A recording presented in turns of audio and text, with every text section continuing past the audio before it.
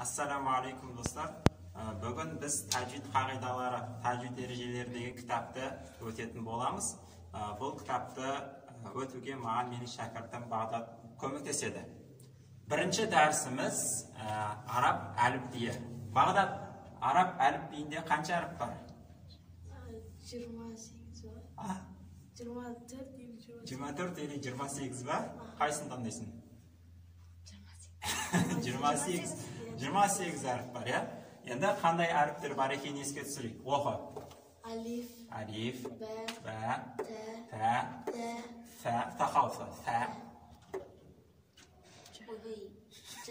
джим, қырнамаймыз, қәміз, ха, ха, хо, дәл,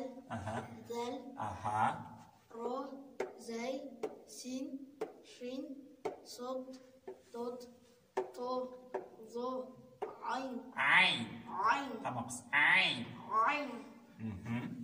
Ғойн, фә, қоф, ләм, кәф, ләм, мим, нун, хәм, ха, вәу, я. Дұрыс, осындай 28 әріп бар екен. Бұл біздің бірінші дәрісіміз. Араб әліпбиі. Алиф, бә, тә, фә, джим, хә, ха, дәл, дәл, ра, зәй, син, шин, сад, дод, то, во, айн, ғайн, фә, қоф, кәф, ләм, мим, нун, хә, вә. Дұрыс па? Дұрыс айттың ба? Енді осы араб әріпбиі екінші дәрісіміз екіге бөлінеді екен. Жуан әріптер және жіңішке әріптер деп. Жуан әріптер және жіңішке әріптер деп естиді, екіге бөлінеді екен. Егер де жуан жіңішке әріптерді қалай білеміз? Егер де төбесіне мынандай қойсақ, жіңішке әріптер ә деп оқылады. Ал жуан әріптер не деп оқылады? О деп оқылады. Мысалы, мынау, бә, жа, ха. Оның бәрі жіңішке әріптер. Енді қарайық, бә, тә, сә, жа, ха деп келіне, мына жерде жуан болып кетіп қарау. Хо, о болып кетті. Демек, мынауымыз не? Мынау бізде жуан әріп, бір жуан әріп таптық. Ары қарай. Зә, жіңішке. Ро, мынау жуан сияқты болып көрінеді, бірақ бұл өзінің кейде жіңішке оқылатын кездері бар. Бұл жіңішке әріпке жатады негізі. Оның кейінгі дәрістерде өтеміз. Роның өзінің күрделі мәселелері бар. Мынау? Зә, жіңішке, ша, жіңішке, со, жуан болып кетті, көрінеді, со деп. Не болып кетті? О болып кетті. Бұл жуан әріп екен. Ары қарай? До, бұл да жуан әріп. До, жуан болып кетті ғой. То, о деп оқыдық. Бұл да не? Жуан. Во, бұл да не болып кетті? Жуан болып кетті. Ары қарай? Жіңішке ме жуан ба? Жіңішке, деп оқып атыр. Ары қарай? Ғо, жуан оқылып атыр. Ғо. Фә, жіңішке. Қо, жуан. Сосын? Кә, жіңішке. Лә, мә, нә, хә, вә, я. Сонымен бізде жуан әріптер жетеу болды. Қайсысы? Хо, со, до, то, зо, ғо, қо. Бұл жуан әріптер. Қалған бәрі жіңішке әріптер. Жуан әріптерді араб тілінде қалай деп айтады? Истиғлә әріптер дейді. Не дейді? Истиғлә. Ал жіңішке әріптерді истифәлә әріптері деп айтады екен.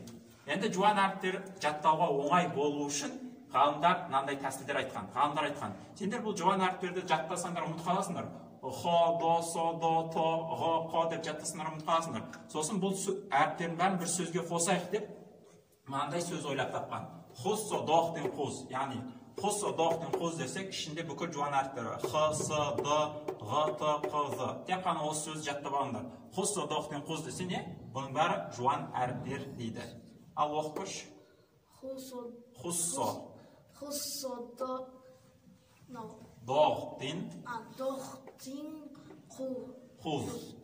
Қалған бәрі не? Жіңішке әріптер дейді екен. Рахмет. Бүгін бізге сабақ өте көмектескен Бағдат шәкіртіміз. Бірінші дәріс дейді. Харіптер дейді. Сұрақ жауап түрінде кеткен екен. Сауал. Араб тілінің әлиф бәсінде неше харіп бар дейді. Харіп деген әріп. 28 олар мыналар. Алиф, бә, та, са, жим, ха, ха, дәл, дәл, ра, зә, син, шин, сад. Да, та, за, айн, ғайн, фә, қаф. Каф, ләм, мим, нун, ха, ва, я. Жақсы. Екінші дәріс дейді. Исти'ла және истифала харіптері. Исти'ла деген жуан, истифала деген жіңішке. Осы 28 харіп қаншаға бөлінеді? Ж. Ж деген ол. Жаман деген сөз ба? Жауап деген. Екіге бөлінеді дейді. С дейді. С деген ол. Сұрақ. Қандай харіптерге? Ж. Исти'ла және истифала харіптеріне бөлінеді дейді. Исти'ла деген жуан, жоғары, биік. Истифала деген жіңішке, төмен. Исти'ла харіптері қандай харіптер дейді. Жуан оқылатын харіптер. Исти'ла харіптері қанша? Жетеу. Жетеу екен ғой. Хуссо, дағытын, қуз. Яғни ха, са, да, ға, та, қа, за әріптерін бір сөзген істеген жинаған. Үшінші дәріс дейді. Истифала харіптері. Жіңішке әріптер. Истифала харіптері қанша? 22 дейді. Дұрыс па? Бүкілі 28 әріп болса. 28-ден 7-ді алсақ 22 қала ма? 21 қалмай ма, я? Қалай болып кетті сонда? Истифала харіптері қандай харіптер дейді. Жіңішке оқылатын әріптер олар хамза, алиф, хамза мен алифті бөлік жазған екен. Хамза, алиф, бә, та, са, жим, ха, дәл, дәл, ра, зә. Ра жіңішке әріптерге жатады екен, е? Ра, зә, син, шин, айн, фә, кәф, ләм, мим, нун, вәу, ха, я. Кітапқа рүшкамен жазсаңыздар, өшетін рүшкамен жазыңыздар. Вахыры дауан, алхамдулиллахи, раббил аламин.